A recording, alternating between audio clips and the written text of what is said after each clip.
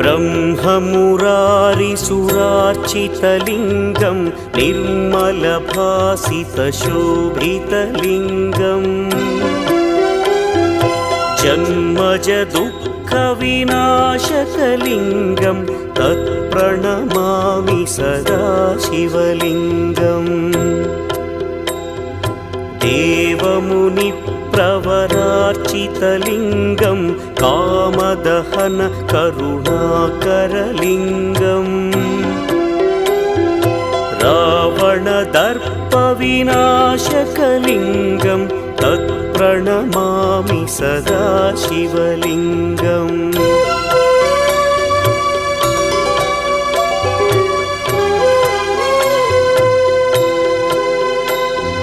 सर्वसुगन्धसुलेपितलिङ्गं